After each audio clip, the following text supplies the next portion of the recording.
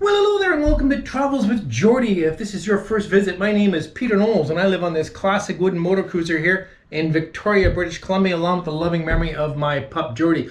All the while working on it, getting it ready for some pretty serious cruising someday. If that's the sort of thing you might find interesting, please consider sticking around and subscribing. We'd love to have you. So, what's up next?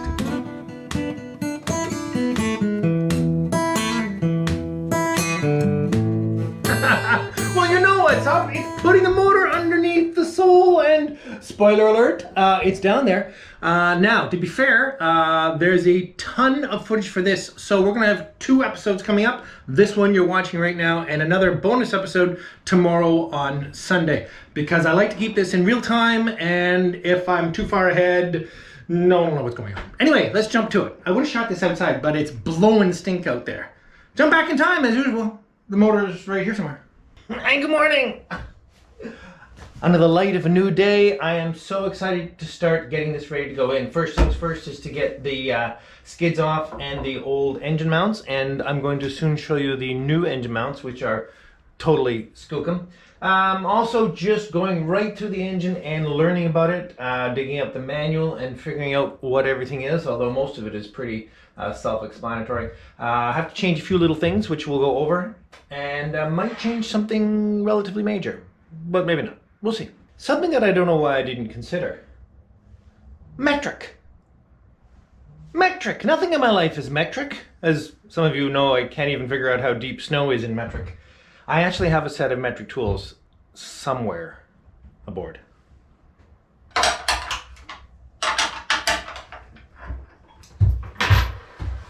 And I certainly don't have an Allen cap screw socket in whatever bloody number of millimeters this is, but I do have a hand lever one, so I'll be able to get these off.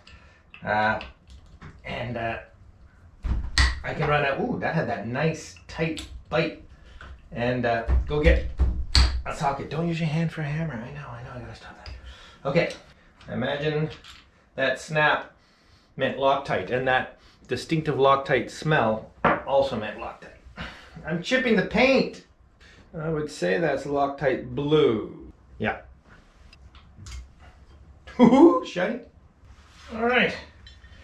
Bit of an odd setup. There's no clearance for that bolt. Close. Kubota gray underneath. I'm glad to see that the bolt holes on the block don't go through to the crankcase as they did on the Perkins, which means I don't have to worry about sealing those up for possible oil leak.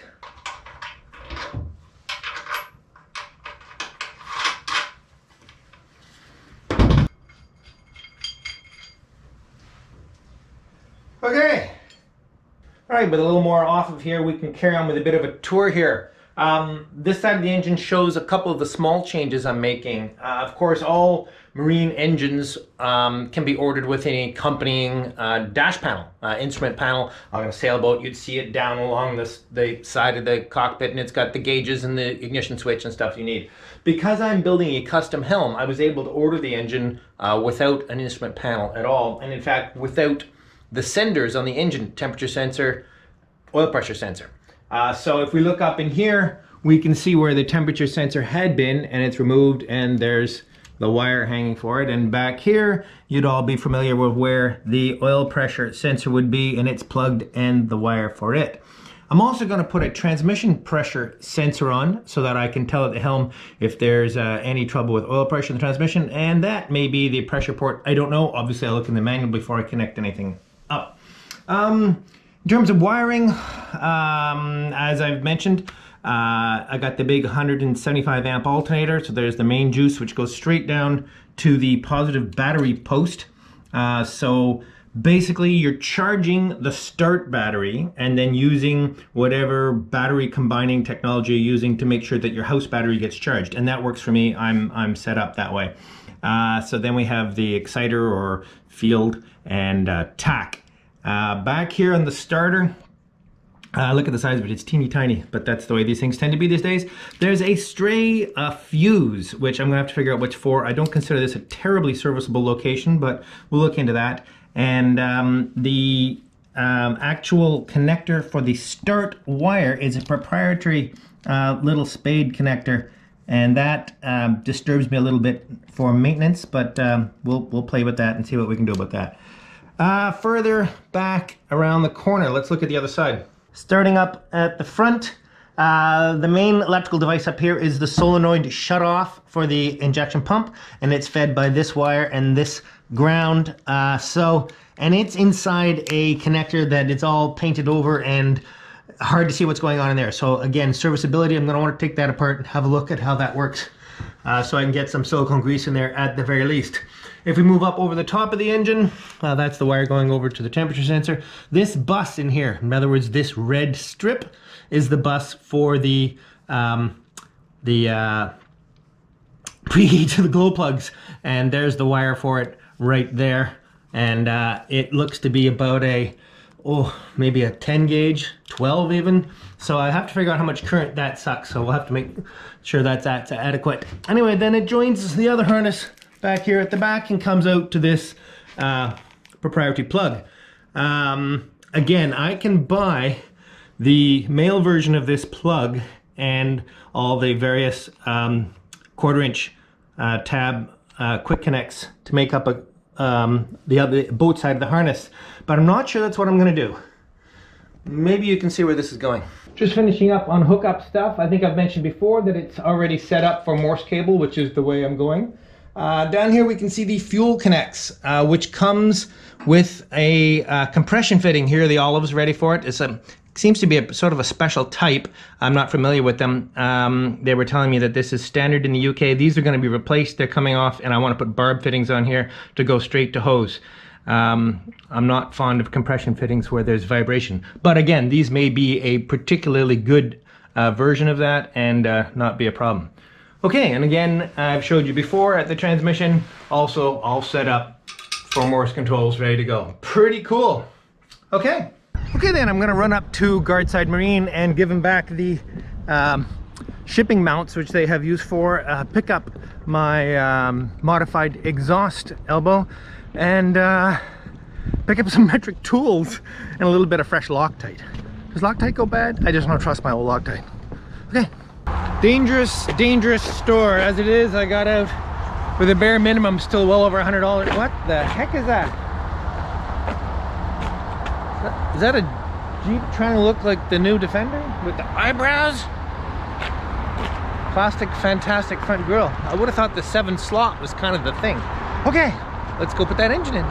And here's the modified exhaust elbow, and you can see what they did. Basically, the inlet for the raw water, this goes on here, used to go straight in the top, and that would be sticking up into the sole. So I needed to have this modified and come off at a 9 degrees. Well, they really went to town. This is all new, fabricated and welded, new elbow on there.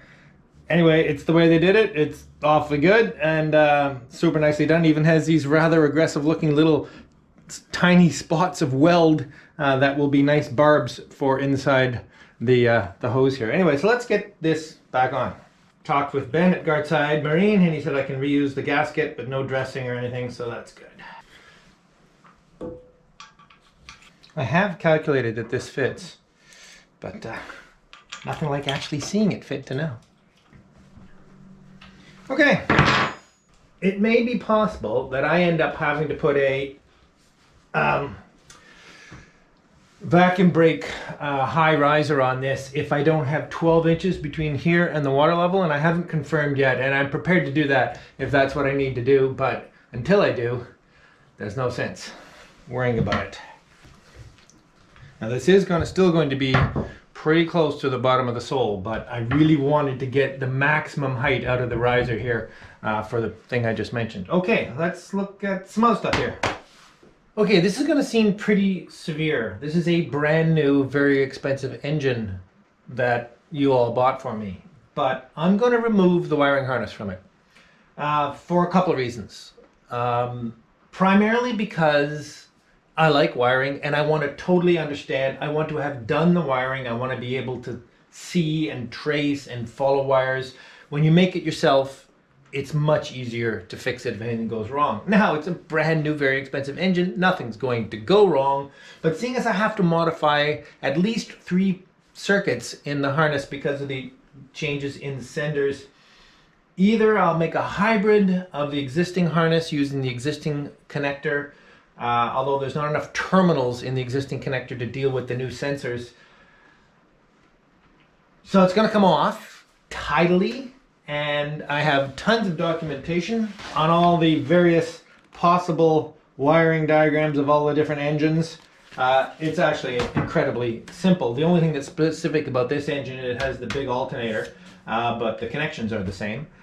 So yeah, I'm going to take it off while it's easy to get at right now, and then consider whether or not it'll go back on as a hybrid or I'll redo it completely with new. I mean, with my version of new.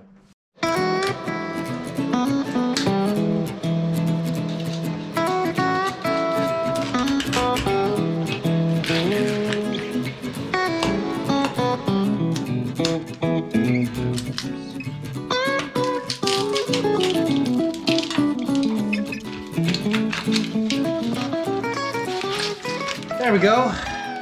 Removed, but unmolested. Will I use it? I don't know. Alright then, so the next step is to swap out these compression fittings for barb fittings.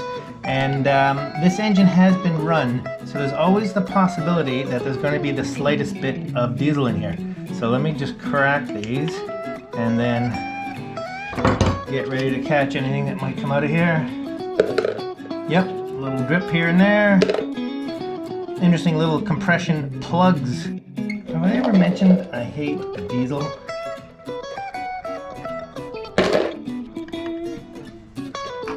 Okay. Piece of cake.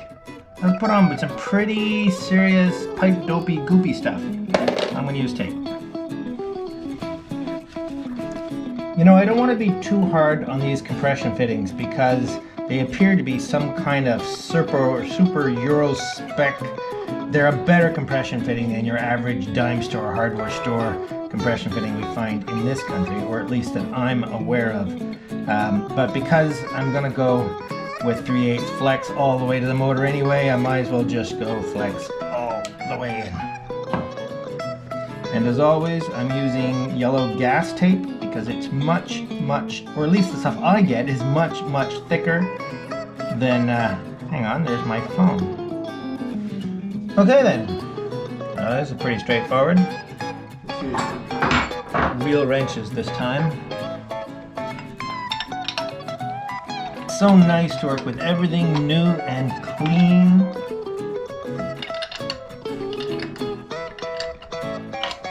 That is so nice.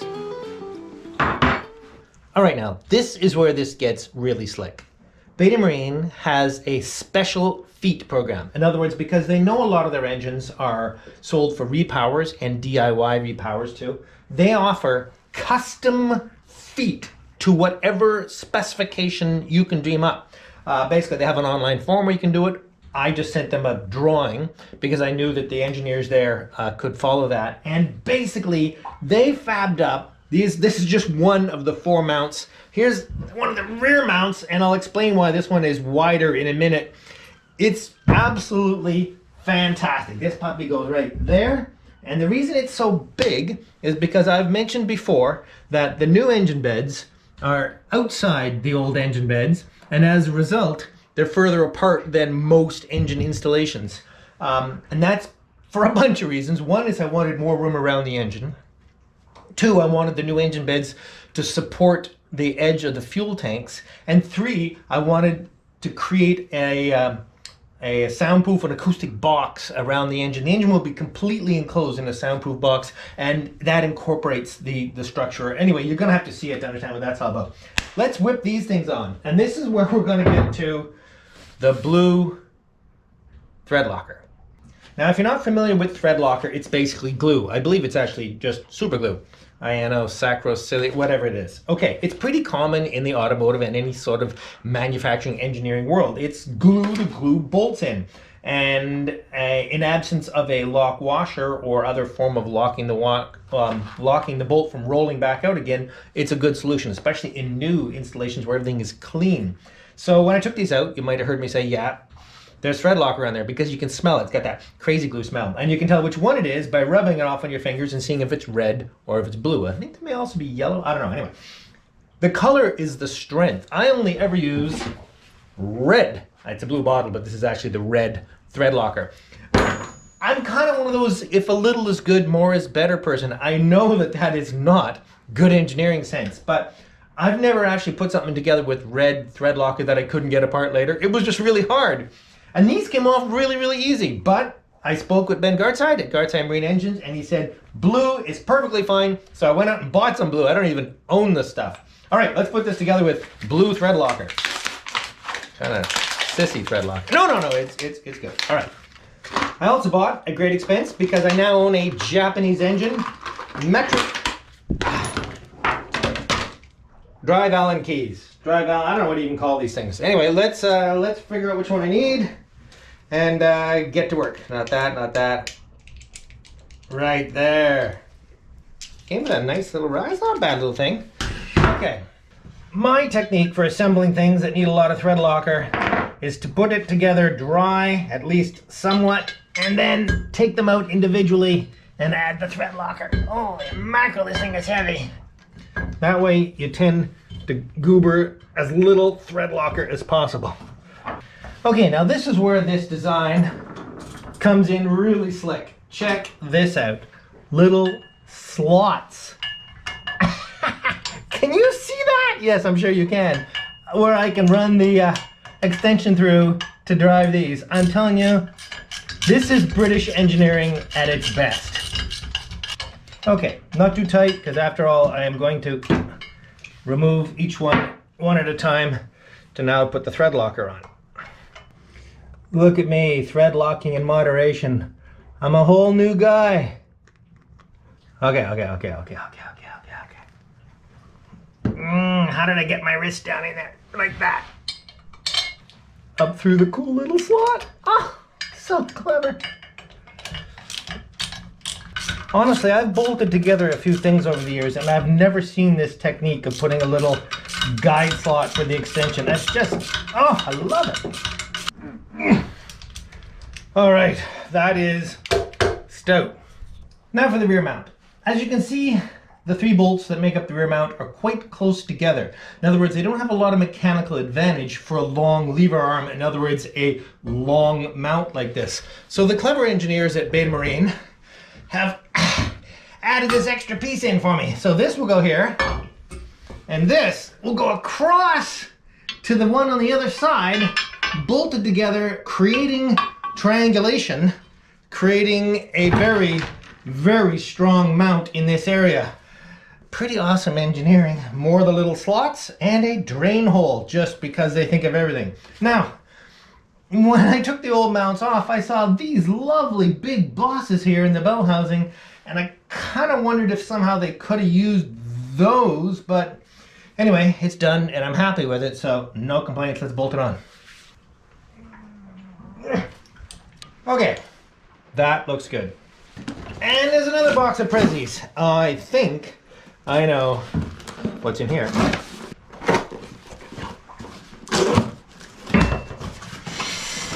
So shiny and new.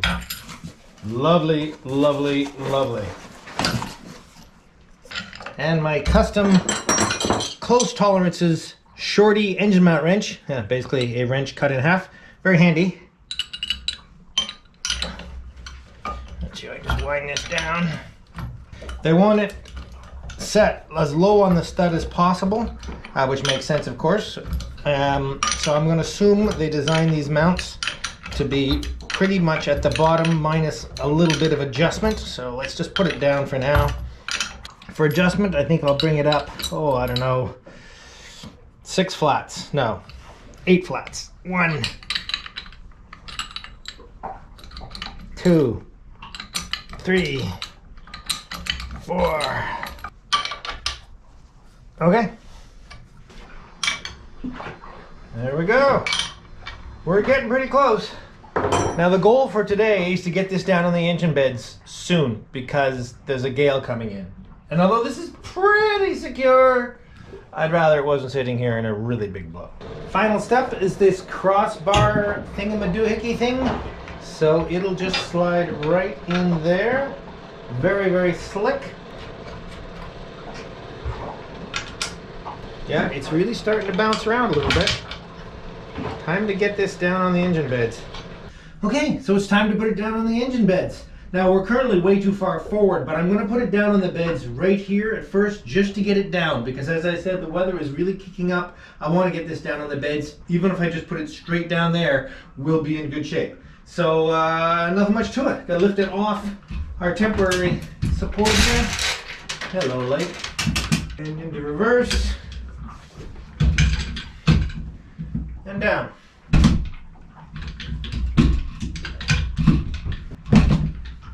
God, I love this weightless. There we go. And the engine, for the first time, is actually in the bilge. Gotta hope that prop shaft lines up.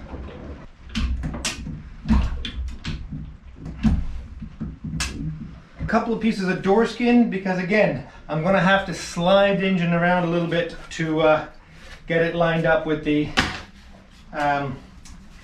propeller shaft, so I don't want to be marring up my engine beds. Oh, what a momentous occasion.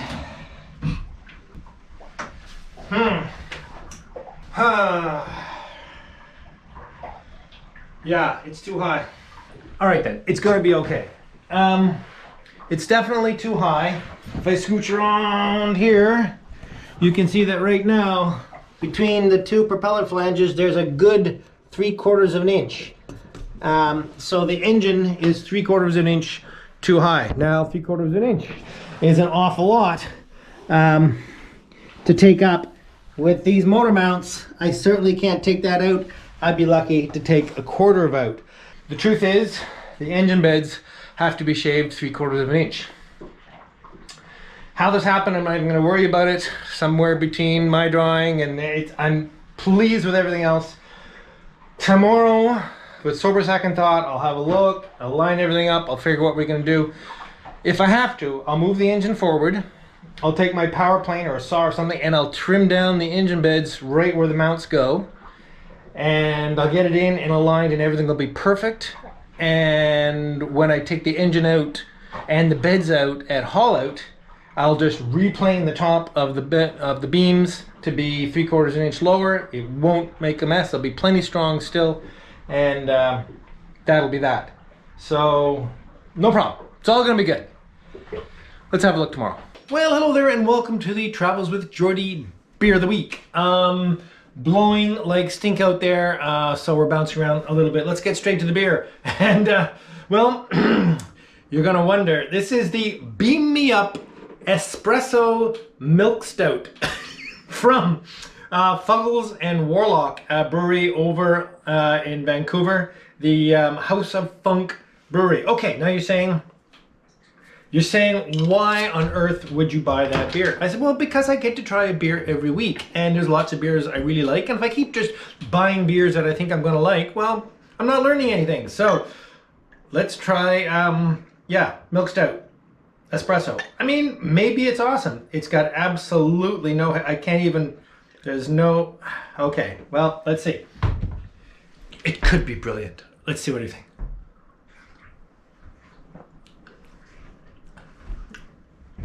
It's horrible.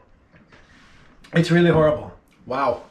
It's sort of chocolatey, rotten water. That's amongst the worst beers I've ever had. Okay, sorry if the House of Funk is watching.